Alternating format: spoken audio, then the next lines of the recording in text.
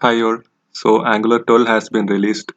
So now let's take a look at how we can create an Angular project using the latest Angular 12 and what are the new features and the breaking changes which have been introduced in this release. So first let us upgrade our global Angular CLI to the latest version. So I am installing the latest version of the Angular CLI.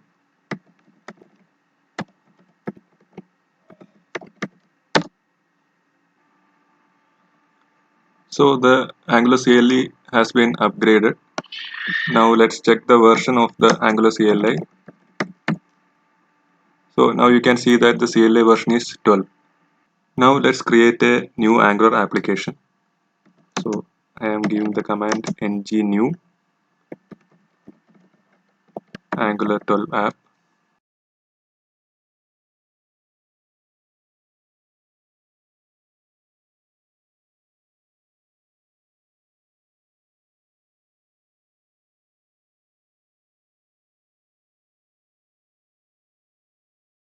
So now the new Angular project has been created and all its dependencies have been installed. The Node.js version 10 is no longer supported by Angular. So here currently I am using the version 12. So that's why the Angular 12 was able to be successfully installed. The version of the Webpack has also been upgraded. So it has been changed from 4 to 5. So as of now, we will be freely able to try out the new module federation in Angular 12 without any changes in the package manager. Similarly, they have also dropped the support for Internet Explorer 11. So currently they have deprecated it and we can still opt in, but in the future versions they will be completely removing the support. Now let us go to the package.json and have a look.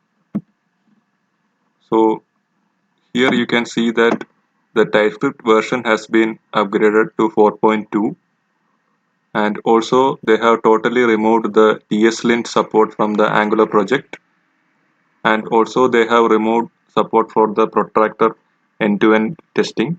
Now let us take a look at the angular.json file. So here you can see that by default for the build, the default configuration has been set as production. So what this means is that when we do an ng build, it will be built in production mode by default. And also you can see that the lint and the E2E targets have been removed from the Angular JSON. So these commands are no longer supported. Now let's try running the ng build command.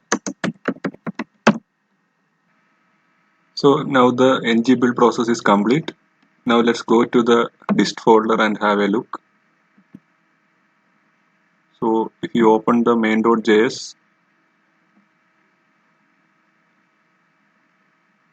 you can see that it is in the minified format so that the production mode has been applied. Another change that was introduced is that the strict mode is enabled by default in TypeScript.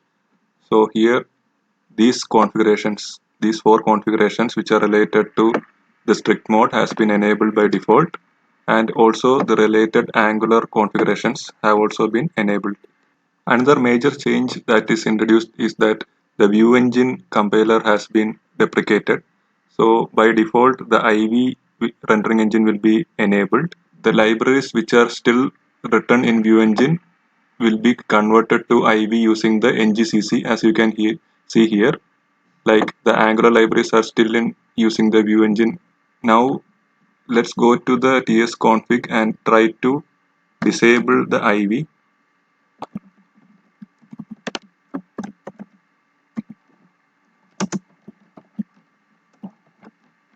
So I have disabled IV. Now let's try to serve our application. So here you can see that there is a warning message that is saying like we are trying to disable the IV compiler and the Angular versions 12 and above do not support the deprecated View Engine compiler. So like they will enable the IV by default even if we try to turn it off. Now let's add a library and check out what are the changes that occurred in the library. So we will generate a library. named corelib.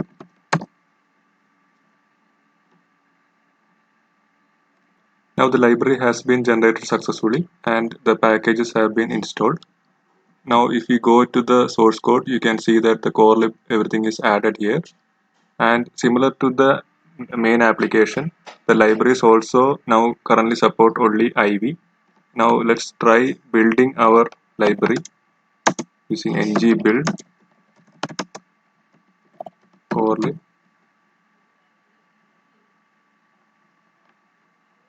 The library has been built successfully. Now let's go to the dist folder and check it out. Now if we go in the corelib, one major change is that the minified version of the UMD file will not be created. So why this is done is like the Angular 12 and above applications will be using only the Ivy compiler. So they no longer need the minified version since the NGCC won't be acting upon the minified version. So another change is that inside the package.json, previously we had a check that we could not publish the IB compiled libraries. Now that check is removed and we are successfully able to publish the IB compiled libraries. A new feature that was introduced in Angular 12 is the null coalescing operator in templates. So the null coalescing operator, previously it was available in TypeScript as well as in JavaScript, but currently the Angular templating also will support the null coalescing operator. So here I am giving a default value. So what this means is whenever the title will hold a null or undefined value, the default value will be displayed. So now let's go to the component.ts. So currently it is showing Angular 12 app. So now what it will happen is when I make the title as null or undefined, the value will change here as default. So let's make it as null.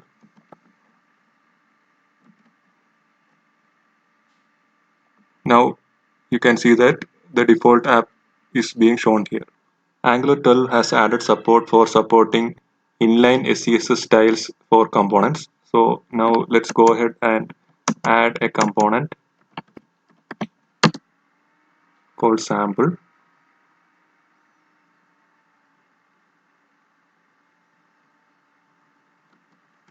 And now let's go to that component. And inside the component, instead of the styles URLs, we can give the styles and we will add some CSS in the styles array. Now let's go ahead and add this component in our app.component HTML. So I have added the app sample here. Now when I go to our application, you can see that app sample is here. Now let's see whether the style has been added here in the styles. So here you can see that the CSS which we added here has been compiled to normal CSS here. The configuration for supporting inline SCSS, it is present within the AngularJSON. So this is the syntax like inline style language SCSS. So this is added by default by Angular 12. We have a new change in the forms module. So let's add the forms module here. So this change is related to the min and max validators. So let me show what is the issue. So previously, if there was a type of input type number and we provide the HTML attributes min and max, these were not affecting the validation. So previously, what will happen is like even if we provide a value that is invalid, like say value 15, the ng control dot valid was still showing as true. So currently, what they have done is they have made this in sync, and now let's try that. We will add a property called age here. So I have provided the age as 0. So according to our validations, like the minimum is 18 and the maximum is 45.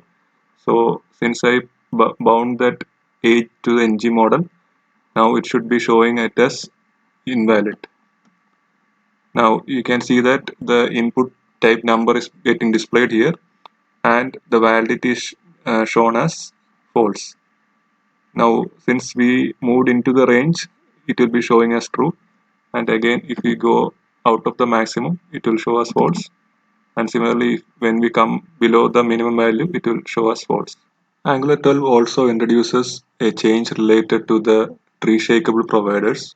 So now let's go ahead and create a service and just name it as my app. So here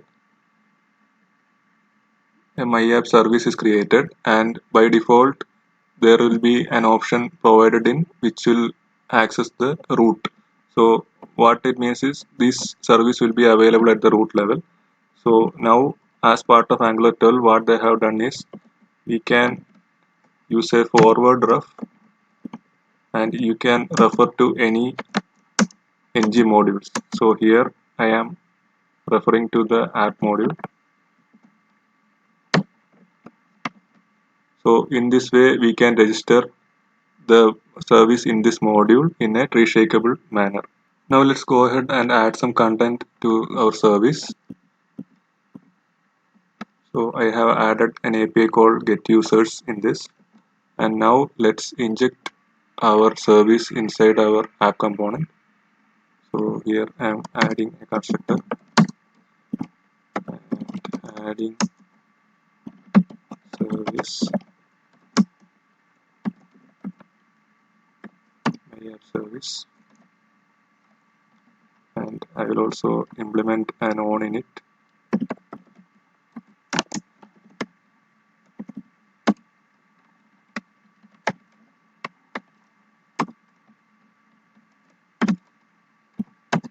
So inside this I am calling my user service dot get users.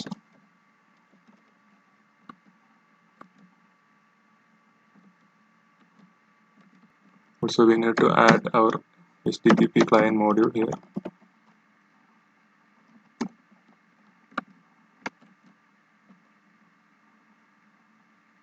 Now you can see that the service is working as expected, and it is making network calls. Now let's take a look at some of the changes that happened in the HTTP side. So for the HTTP params class, a new method has been added called append_all. So now let's create a new param here. So I am adding a new HTTP params, and you can see that there is an append_all method. Here you can pass an object which like an object which have key value pair. So I am giving some value and something called feeling or something, and I am passing it as a parameter into the users. So now let's see what happens. So here you can see that whatever we added in the HTTP params, it will get added as a query string here. So this is a new method that has been added in the HTTP params. Another improvement is that the HTTP status codes. So if you take the HTTP status codes, they have been changed to a more human readable format. Another interesting feature that got added is each and every HTTP request we can set a context. So using this we can do actions like caching, logging, etc. in our HTTP interceptor. So now let us add an HTTP interceptor.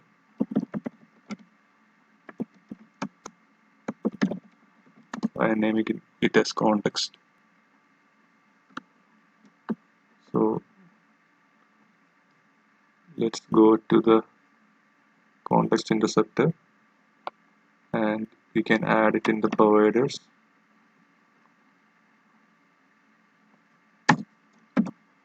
So I am adding it as a HTTP interceptor, use class, and multi-true. Okay, now let's go to the interceptor, and we can add a new token called log token. So this is created by using HTTP context token. So this is a new thing that got added in Angular 12.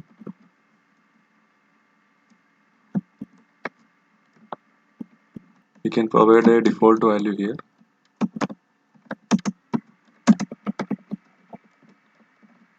and now let's add a function here,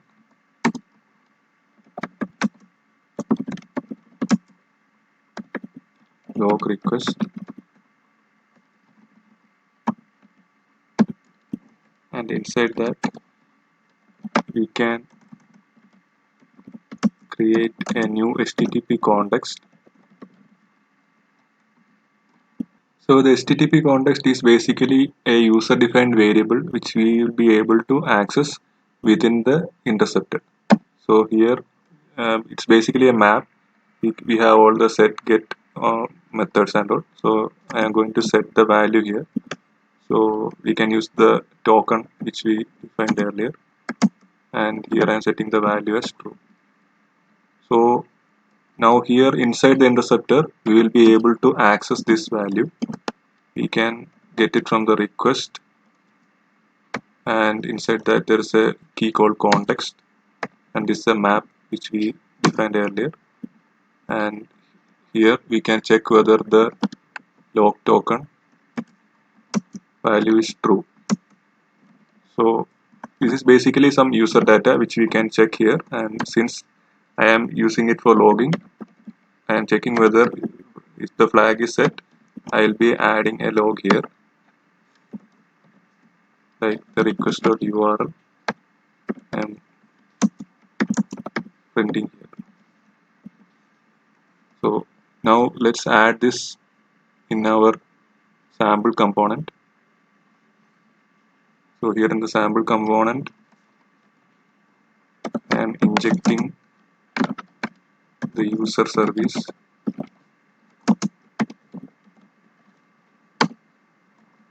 and here I am calling the user service dot get users, and here I am defining the context.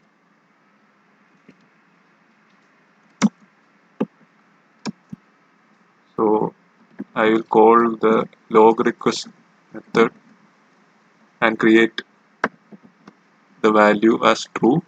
So now let's go to our application.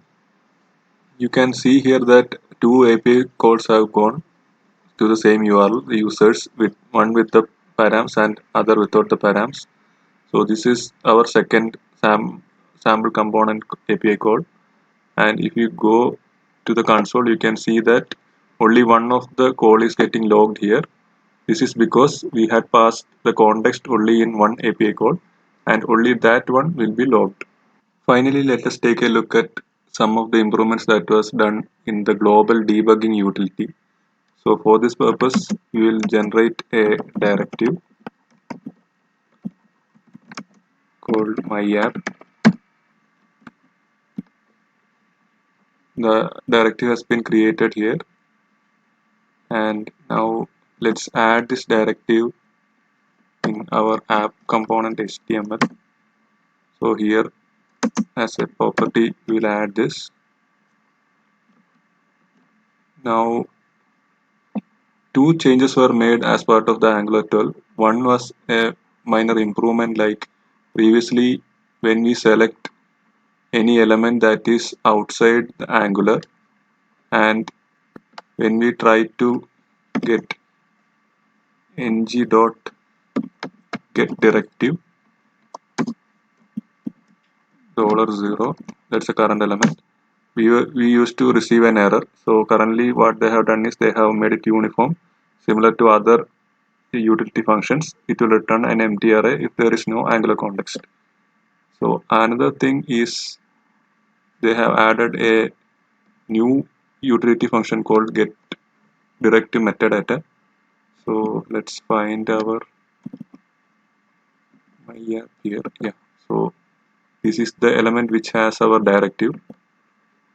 So now let's get the directive. You can see that my app directive is here. Now we can get the metadata of the current directive using the new utility function. You can again do the same thing. So here you can see that the inputs and the outputs, that's basically the metadata of the directives, get listed here. So suppose we add an input here. Let's try out that. So I'm adding an input.